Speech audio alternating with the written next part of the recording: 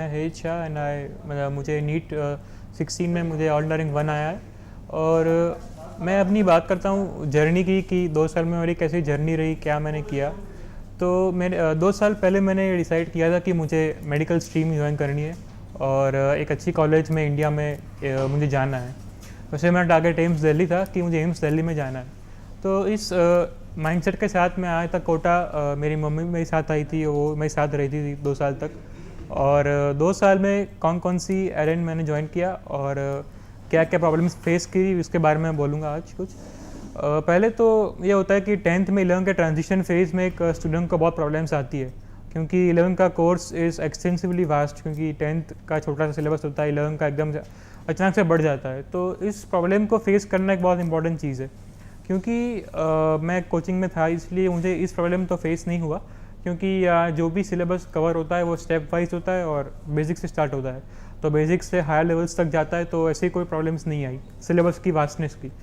उसके बाद बात आता है कि यार सिलेबस इतना वास्ट है 2 साल के 11th-12th का, उसको कवर करना है एक टाइम में 2 साल के अंदर। तो मेरे हिसाब से उसको कवर करने के लिए एक टाइम मैनेजमेंट एक बहुत इंपॉर्टेंट फैक्टर है, क्योंकि टाइम को आपको इक्वल डिस्ट्रीब्यूट करना है। फिजिक्स, केमिस्ट्री, बायोलॉजी में आपको बायोलॉजी का सिलेबस थोड़ा ज़्यादा है, तो आपको बायोलॉजी याद भी करनी है थोड़ी सी। तो मेरे हिसाब से उसके अकॉर्डिंग आपको टाइम का शेड्यूल बनाना पड़ता है। और उसके अलावा जनरली फ़िज़िक्स में बहुत प्रॉब्लम्स आती है एक मेडिकल स्टूडेंट को, क्योंकि physics is a bit of mathematical approach ज़्यादा है और कॉन्सेप्चुअल भी ज़्यादा है। तो उसको और उसका इंपॉर्टेंस भी बहुत ज़्यादा है, क्योंकि मेडिकल में उसका बहुत ज़्यादा इंपॉर्टेंस है फिज़िक्स का। तो मेरे हिसाब से उसको कोप अप करने का बहुत इंपॉर्टेंट स्ट्रेटेजी है कि आप न्यूमेरिकल्स करो, जितने भी हो सके उतने MCQs करें फिज़िक्स में, कंसेप्ट्स बनाएं अपने, और उस पर थिंक और रीथिंक करें। मतलब फिज़िक्स ऐसा कोई टॉपिक नहीं है कि जिसमें आपको केवल याद करना है या बस पढ़ के आपको याद हो जाएगा। तो मेरे हिसाब से फ़िज़िक्स में आपको जितना भी हो सके उतना सोचना है। आप कॉन्सेप्ट पढ़ो, कोई बुक पढ़ो, फिर उस पर घर जाके आप सोचो, उसको अलग अलग डायमेंशन से, अलग अलग एंगल से थिंक करो, और जितने हो सके उतने न्यूमेरिकल्स करो। आपको कहीं से मिल जाए, लास्ट ईयर के पेपर्स मिल जाए फिज़िक्स के, जितने हो सके उतनी बार प्रैक्टिस करो। और एक और चीज़ इंपॉर्टेंट मैटर करती है एग्जाम्स में, वो है स्पीड। आपकी स्पीड और एक्यूरेसी दोनों, क्योंकि स्पीड 3 घंटे होते हैं, आपको 180 क्वेश्चंस करने होते हैं। तो 3 घंटे में आपको पेपर का प्रैक्टिस करना बहुत इंपॉर्टेंट है, और ये जो आपकी आदत है वो आपके 2 साल से होनी चाहिए। मतलब क्योंकि ये बहुत इंपॉर्टेंट चीज़ है स्पीड का मैनेजमेंट करना। और उसके अलावा अगर जहाँ तक बात है कि मैं क्या कौन से कॉन्सेप्ट्स कौन से इंपॉर्टेंट है, क्या इंपॉर्टेंट है AIPMT में, तो उसके लिए आपको मैं बायोलॉजी में बोलूँगा कि एक NCERT जो बुक है वो दैट्स एन इमेंस इंपॉर्टेंस, क्योंकि NCERT is the only book that should be referred by medical students. मतलब जहाँ तक मैं बात करूँ आज एम्स और AIPMT इस साल के एग्ज़ाम की, तो एम्स में जितने भी क्वेश्चन आए थे बायोलॉजी के, वो सारे के सारे NCERT से आए थे। तो एज इट इज़ सारे एग्जाम्पल्स NCERT के, सारे जितने भी डायग्राम्स हैं NCERT के, सारे आपको याद होने चाहिए। उसको आप प्रैक्टिस कर सकते हो, आप मेमोराइज़ कर सकते हो, आपको समझ सकते हो। वैसे समझना इज़ मोर इम्पॉर्टेंट, बिकॉज अगर आपको समझ लिए एक बार बायोलॉजी, तो आपको याद करने के लिए कोई ज़्यादा एफर्ट्स लगाने नहीं पड़ते। तो that is a trick for biology. और केमिस्ट्री में, इनऑर्गेनिक केमिस्ट्री में ज़्यादा प्रॉब्लम्स आती है, क्योंकि थोड़ा सा याद करने वाला पार्ट है उसमें। तो उसके लिए मेरी जो ट्रिक थी, एक तो था कि मैं उसका कॉन्सेप्ट समझूँ पहले। वो यहाँ पे एलन कोटा में होता ही था। Teacher would explain the mechanism कि भाई ये रिएक्शन है, उसका मैकेनिज्म क्या है, उसकी वजह क्या है, उसका कैसे होता है, क्यों होता है। लेकिन समझने के बाद उसको याद रखना भी इतना इंपॉर्टेंट है, क्योंकि आप उससे भूल नहीं सकते। तो उसके लिए मैंने जो टेक्निक अपनाई थी वो थी रिवीजन, क्योंकि उस रिएक्शन को बार बार पढ़ो, उसको 2 दिन में एक बार पढ़ो या 3 दिन में एक बार पढ़ो, तो अपने आप याद हो ही जाता है। तो that is the trick which I use for inorganic chemistry. और उसके अलावा जितने भी मेरे डाउट्स होते थे, मेरी वीकनेस वाली जो पॉइंट्स थी, उसके लिए मैंने एक सेपरेट नोटबुक बनाया था। मतलब अलग अलग डाउट्स थे, अलग अलग वीकनेसेस थी मेरे, जितने भी क्वेश्चंस मेरे गलत हुए थे मेरी टेस्ट में, उसके लिए मैंने अलग सा एक नोटबुक बनाया था। और उस नोटबुक को मैं बार बार रेफ़र करता था, ताकि वो गलतियाँ दोबारा रिपीट ना हो पाए। तो ये भी एक टेक्निक थी जो कि मैंने यूज़ की थी। फिर इतनी बड़ी एग्ज़ाम है, नेशनल लेवल के एग्ज़ाम, तो एक इम्पॉर्टेंट कंपोनेंट है स्ट्रेस मैनेजमेंट। क्योंकि स्ट्रेस मैनेजमेंट काफ़ी बच्चों को टेंशन बहुत होता है, स्ट्रेस आता है, प्रेशर आता है, क्योंकि यार इतनी बड़ी एग्ज़ाम है, लाखों बच्चे बैठने वाले, इतनी कम सीट्स होती है, सिलेक्शन चाहिए, पेरेंट्स का प्रेशर है। तो मेरे हिसाब से उसके लिए कम्पीट करने का एक तरीका तो ये होता है कि पॉजिटिविटी अपने अंदर लानी पड़ती है। अपने पेरेंट्स से बातें करो, पॉजिटिविटी होने के लिए टीचर से इंटरेक्ट करो, कि अगर आप में पॉजिटिविटी आती है तो मेरे हिसाब से आपको स्ट्रेस वाली कोई चीज़ नहीं आएगी। और स्ट्रेस का एक और रीज़न भी होता है कि आप रेगुलरली पढ़ाई नहीं कर पा रहे हो, या आप जो पढ़ रहे हो आपको समझ में नहीं आ रहा है।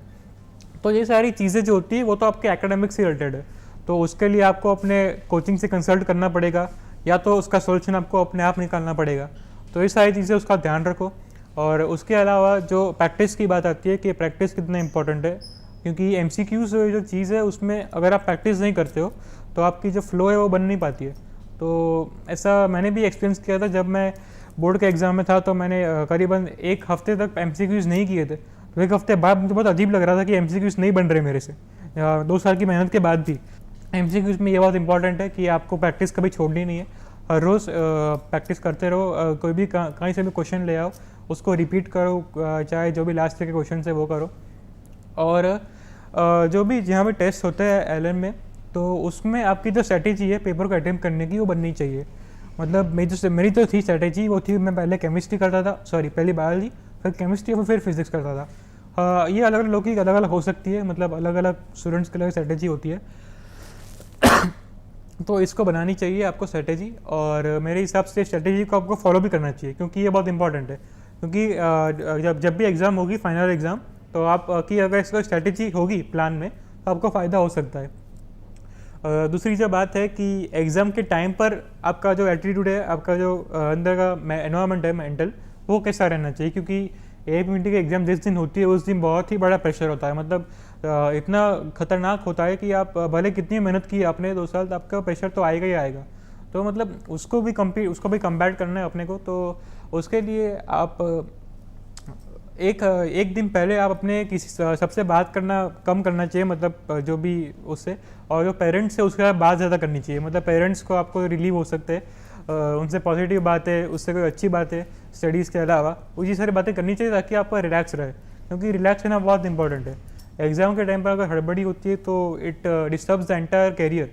तो मेरे हिसाब से वो नहीं होना चाहिए। और एग्ज़ाम के बाद अपने आप को मतलब रिलैक्स, अपने आप को मनाना चाहिए कि भाई जो भी किया मैंने बेस्ट एफर्ट्स किए, तो रिज़ल्ट चाहे जो भी आए उसको मेरे हिसाब से उसको सोचना नहीं चाहिए ज़्यादा, और पूरी तरह से एंजॉय करना चाहिए, रिजल्ट्स चाहे जो भी आए। मैंने तो अभी एम्स दिल्ली ज्वाइन किया है, और वहाँ पर रहूँगा 5.5 years MBBS करने के लिए।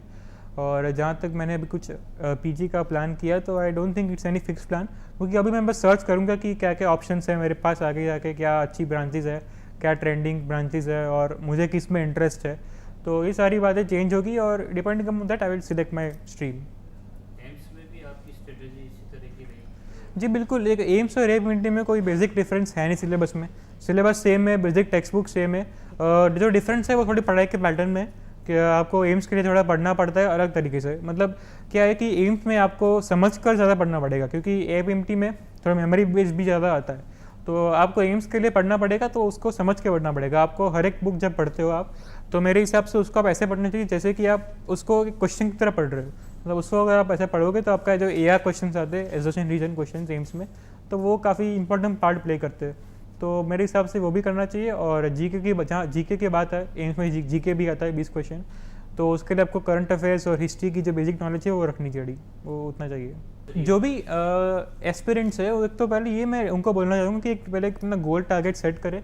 उसके गोल को सेट करने के उस तरीके होते हैं कि आप पहले तो अपनी पहचान है, अपनी एबिलिटीज़ क्या है, आपके पास रिसोर्सेज कितने हैं, आपके पास सपोर्ट कितना है। अगर आपको इस तरह क्लियर है तो आप अपना गोल सेट कर पाएंगे। क्योंकि अगर आपने एक बहुत नीचा गोल सेट किया तो भी दिक्कत है, बहुत ऊंचा गोल सेट किया तो भी दिक्कत है। तो एक एडिक्वेट गोल सेट करो अपने लिए, और उस गोल को पाने का एक रास्ता, एक आउटलाइन जो होता है उस पर बनाना चाहिए। अगर आपके पास कोचिंग की फैसिलिटी नहीं है, कोचिंग का एक्सेस नहीं है आपके पास, तो मेरे हिसाब से ये बहुत ज़रूरी चीज़ है कि आपको मेंटरशिप चाहिए, आपको गाइडेंस चाहिए। तो उसके लिए मैं ये बोलूँगा कि जितनी भी आपके पास रिसोर्सेज अवेलेबल है उसका यूज़ करें, और जितने भी बेसिक टेक्स्ट बुक्स है उसको फॉलो करें। मतलब ये नहीं कि मैंने बोल दिया कि 5-6 घंटे पढ़ना तो 5-6 घंटे ही पढ़े, तो ये तो आप डिपेंड करते हैं अपने पे।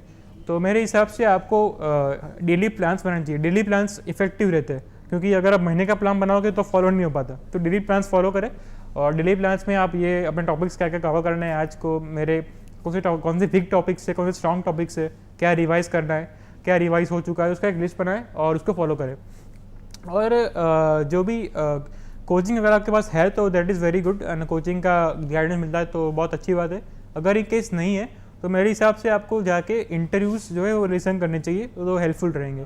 तो मेरे हिसाब से वो भी एक हेल्पफुल चीज़ है। और जितने भी आपके पास एक्सपीरियंस लोग हैं आपकी लोकेलिटी में जो ये एग्ज़ाम्स पहले दे चुके हैं, उसमें सक्सेस लिया है उन्होंने, उनसे इंटरेक्ट करें, उनसे बात करें और उनसे गाइडेंस लें, और अपने भी दिमाग लगाए कि आपकी पढ़ने की स्ट्रेटेजी क्या है, उसका भी आपको दिमाग लगाना पड़ेगा। और जो बुक्स वगैरह है उसको यूज़ करके आप अपना प्लान बना सकते हैं। जी बिल्कुल, वो बहुत ज़रूरी पार्ट है, क्योंकि कंटिन्यूसली पढ़ाई कोई कर नहीं पाता है। तो मेरे हिसाब से आपको हॉबीज़ तो रखनी पड़ेगी, लेकिन वो एक लिमिट में होनी चाहिए। 2 साल थोड़ा कम रखो। और मेरी तो खास करके हॉबीज़ थी, मैं मूवीज़ का शौक़ है, मुझे म्यूज़िक का शौक़ है और नॉवेल्स का तो बहुत शौक़ है। तो नॉवेल्स पढ़ता था मैं, और ये एक चीज़ होती है कि आपके माइंड को रिफ़्रेश करते हैं। लेकिन मैं बोलूँगा कि ये जो सोशल मीडिया है उससे आप दूर रहे 2 साल तक, क्योंकि वो थोड़ा डिस्ट्रैक्शन का पॉइंट प्रूव कर सकती है।